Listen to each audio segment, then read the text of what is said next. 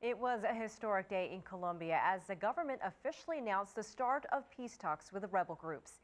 After 6 months of preliminary talks with insurgents, Colombia's president addressed the nation Tuesday with details of what he hopes will be the beginning of the end of 5 decades of violence. CCTV's Michelle Begue reports from Bogota. Colombia cannot have more generations born into violence.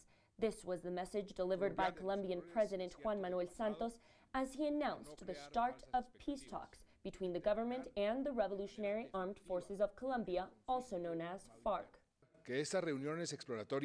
The exploratory talks culminating with the signing of an agreement that establishes a procedure that will lead us to a final agreement to end this violence between the men and women of this nation.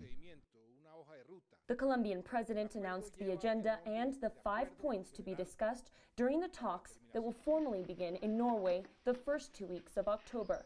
The negotiations will then move to Havana, Cuba, where they will be monitored to make sure constant progress is made.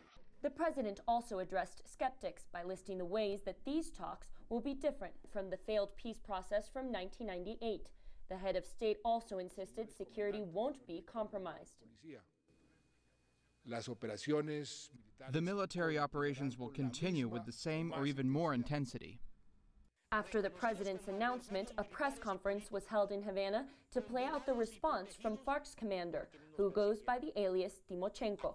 He thanked Cuba and Venezuela for their help in facilitating talks, and he welcomed the challenge of negotiating a peace with the government. The two parties have expressed their commitments towards negotiations, but there are no doubts there will be many challenges before the people of Colombia can finally see the end to this conflict. Michelle Begue, CCTV, Colombia.